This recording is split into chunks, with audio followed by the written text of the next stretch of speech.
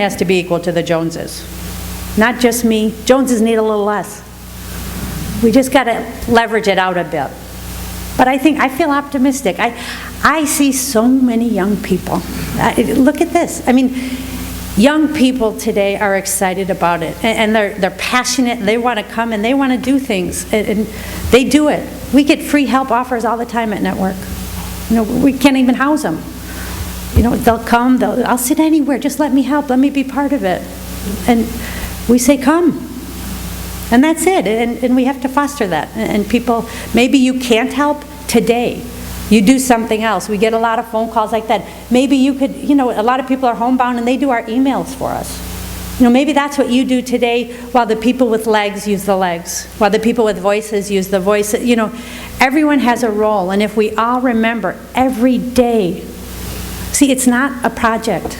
We have to wake up every day and remember we do belong to each other. It's not a weekend thing. And that's where it starts. It's not so much that we need more people. We need the people who are involved to really, truly accept that it could be me. We are responsible to each other. And if you were sticking up for your own child, you would be fierce. Let's love each other like we love our own children. We could be pretty tough.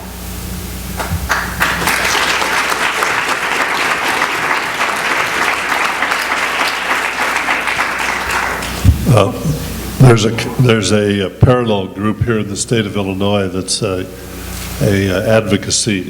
an advocacy network, and it's called Protestants for the Common Good. The head of that is going to be speaking as part of this series later. But they've just recently joined the Community Renewal Society in Chicago, and I don't know if you've ever heard of them, but they're very active in this state. And if people would like Chicago, but I haven't heard of them. If people would like to learn about local issues in the state of Illinois, which is also very needy, that's one way to do it. Great, thank you.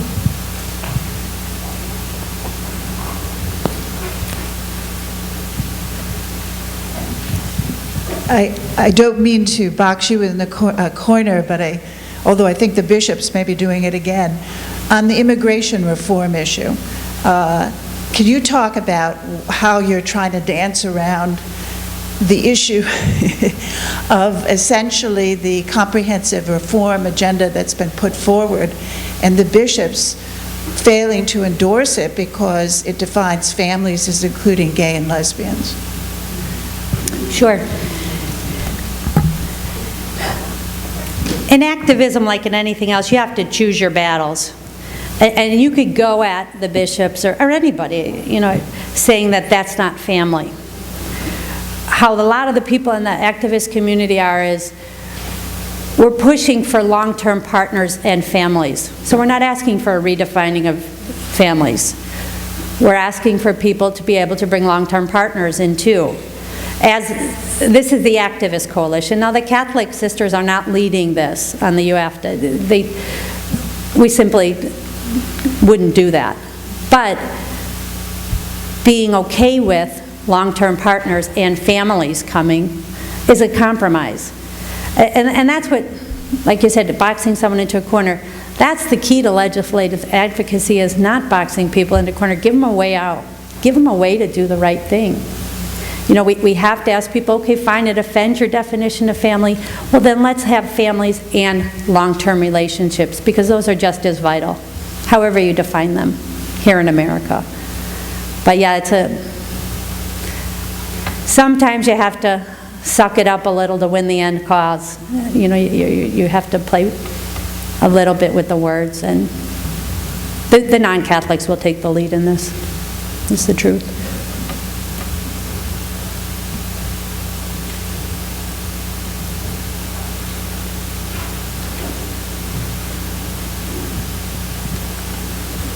So I want to get out of politics and talk about interreligious dialogue. Some of the texts that you used, I imagine there are people within each one of our religious traditions that use the same text to convey very different messages.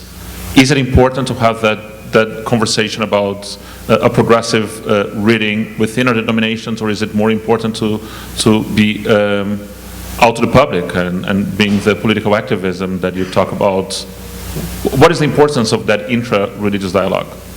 What is the importance of us working with other interfaith groups? No, working within each, like within our denominations, with the progressive and conservative voices within each denomination, who were using the same text with very different messages. Paul Ryan and you guys using the same text for it.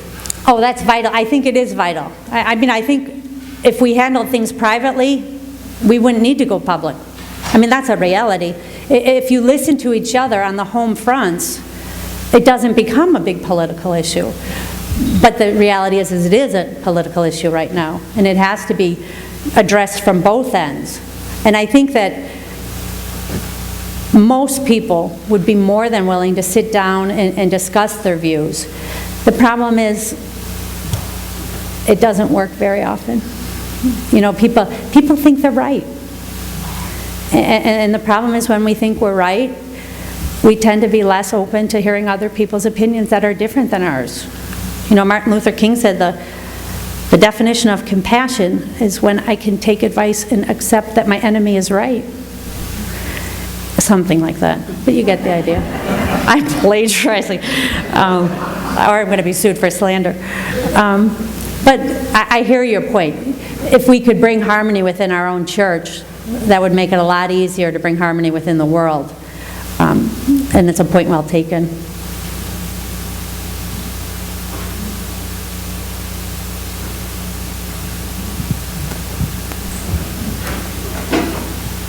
Well, very soon we're going to all fall off the cliff again. And does your organization have any, or all of the groups you work with have any suggestions so that we don't go into sequestration? Oh my gosh.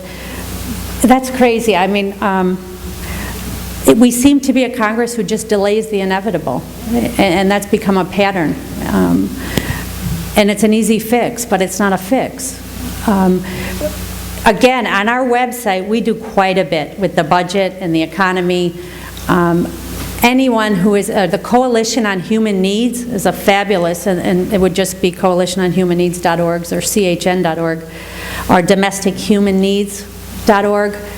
All of these people are doing a lot of work with the budget with respect to, as the issues come out, who do you send the letters to, what committee it's in, who's the chairperson of the committee. There's a lot of emailing, calling.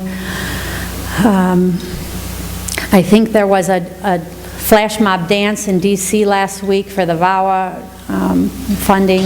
So there's a lot going on, things that were pushed off to this new year.